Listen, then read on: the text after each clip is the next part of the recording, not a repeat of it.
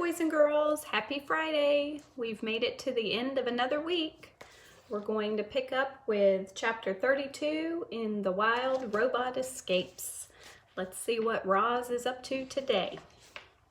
The Old Barn. Long ago, Hilltop Farm was a very different place. The original farmers grew vegetable gardens and fruit orchards, and they raised chickens and sheep and goats.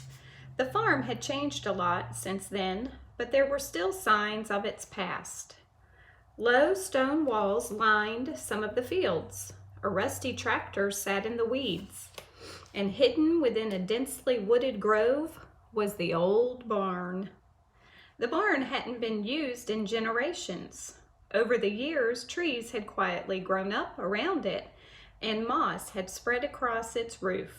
But the barn was still strong and solid, and Roz wanted to take a look inside. The big barn door screeched along its rails. "Hello?" said the robot, peering into the darkness. "Is anyone here?" A mouse squeaked and scurried out of sight, and then Roz had the barn to herself. She stepped through the doorway and switched on her headlights. The vast interior was crisscrossed with thick wooden beams. Stairways and ramps led up to lofts and platforms. Lanterns hung from hooks on the walls. Old-fashioned farm equipment lay here and there. The barn still had the faint smell of farm animals, even though none had lived there in ages. A large trunk sat on a work table covered in dust. Roz carefully opened the lid and examined its contents. A collection of farming magazines, a pair of leather gloves, a pencil nub, and then she noticed a small journal. The name Cyrus Sharif was elegantly scrawled across its cover. The pages were filled with his handwritten notes and hand-drawn diagrams about raising livestock and growing crops and building barns, about working the land with the help of strong animals and simple machines. Cyrus Sharif had also jotted down his thoughts about the long history of farming. He believed that the modern world owed its entire existence to ancient farms when early humans first started growing their food. Those farms were small and primitive, but they supported villages, which became towns, which became cities. Here's a picture of the barn. The writings were so wise and insightful that Roz read the journal from cover to cover. By the end, she almost felt as if she knew Cyrus Sharif, whoever he was. The journal was a treasure, and she tucked it into a pocket of her tool belt for safe keeping. Chapter 33, The Autumn. Autumn colors were sweeping across farm country. The lush greens of summer faded to reds and browns. Crops were harvested, leaves fell away, and the landscape turned stark and gray. On Hilltop Farm, the cows were grazing on what remained of the pasture grass, while the herding machine hovered nearby. The field machine was preparing the fields for winter. The drones circled the farm several times a day, but there was less to report in autumn. Although Jaya and Jad were busy with school, they always made time for Roz. The children never grew tired of listening to the robot's stories, and they never grew tired of sharing their own. The bees and the mice and the deer and the frogs and the raccoons and the squirrels and the snakes were all getting ready for cold weather. So too were the birds. The owls spruced up their nests. The crows stockpiled acorns. The swallows were still swooping over the farmland, but they would soon be leaving for winter, and any day now, other migratory birds would begin passing through on their long journeys to the south. Chapter 34, The Delighted Geese. A flock of geese had just landed at Hilltop Farm. It was the first flock of the autumn migration. The geese floated on the pond, cleaning their feathers and nibbling on weeds, but they all stopped what they were doing when Roz waved and said hello. The robot never forgot a face, and she was certain she didn't know any of these geese. But they seemed to know her. Before she even introduced herself, the lead goose squawked, "Is your name Roz?" The robot stared at the goose. "Yes, it is." "And you can speak the animal language?" The answer was obvious, but Roz politely said, "Yes, I can speak the animal language." "Do you by any chance have a goose for a son?" "Yes, I do," said Roz. "His name is Brightbill." At that, a voice blurted out, "The stories are true!" And suddenly the flock was smiling and fluttering over to the robot. When the commotion settled down, the leader explained, "All along our migration, we've heard rumors of a robot who can speak with animals, who has a goose for a son, and who is trapped on a farm." That sounded ridiculous to us, but here you are. The flock was absolutely delighted to meet our robot. They lounged around the pond for a couple of days, chatting with Roz whenever she came by, and then they continued flying south to their wintering grounds. Another flock of geese arrived, and the same thing happened all over again. Roz welcomed them. They were delighted to meet the legendary robot, and then the flock continued south. Then it happened again and again. Before long, the coming and going of delighted geese was just another part of the robot's autumn routine. Straggling behind the others, as usual, was Wingtip's flock. When Roz saw them splashing onto the pond, she felt something like hope that they might have news of her son. Sadly, the geese had no news to report.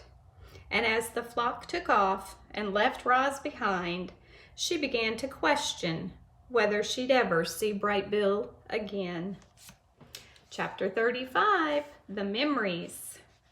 Roz still dreamed of escaping, of going home, of reuniting with her son, but her dreams were starting to feel impossible.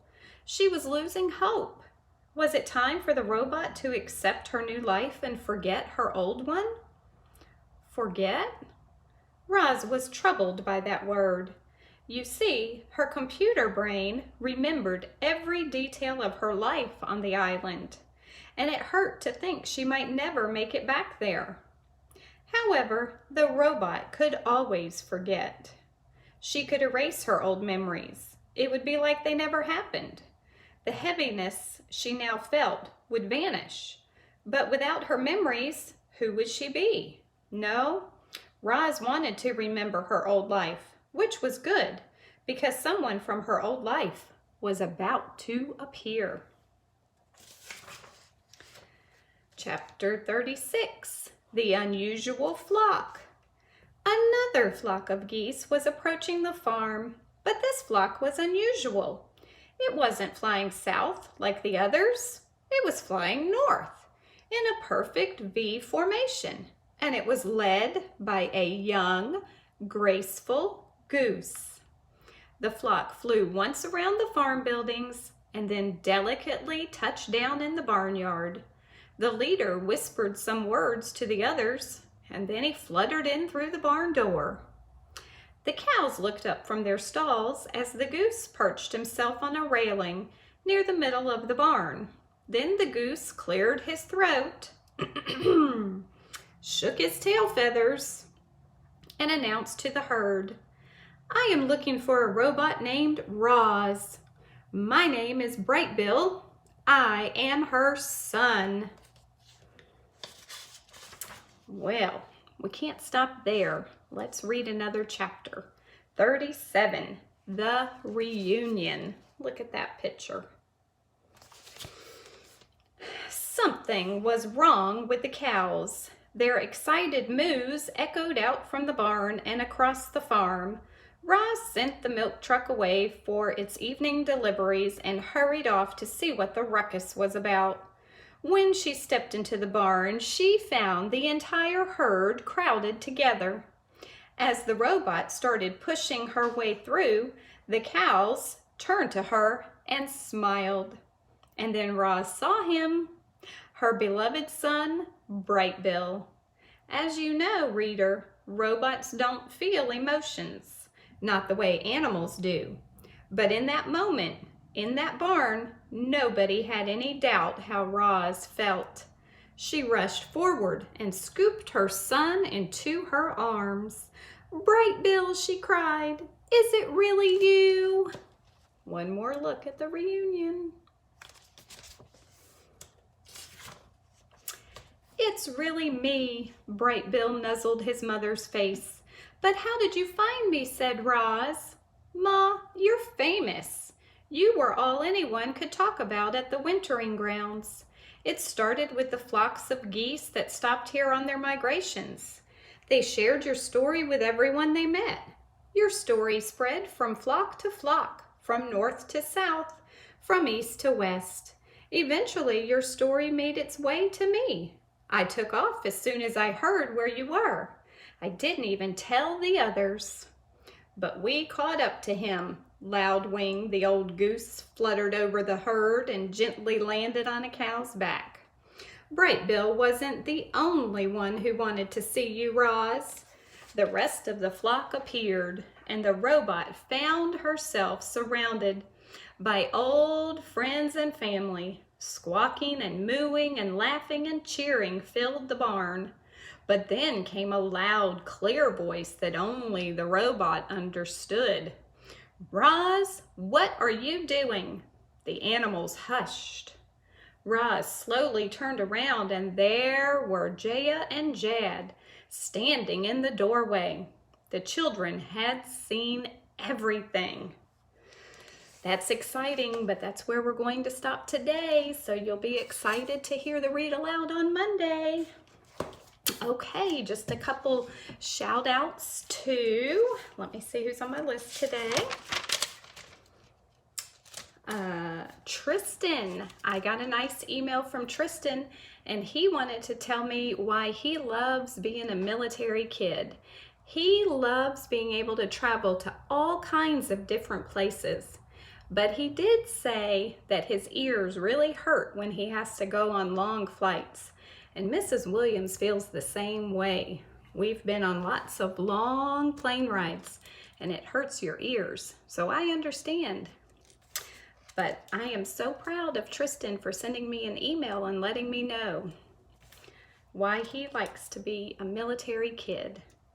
All right, we have a joke today from Marin, and she says, "Why did the cat marry another cat? Why did the cat marry another cat?"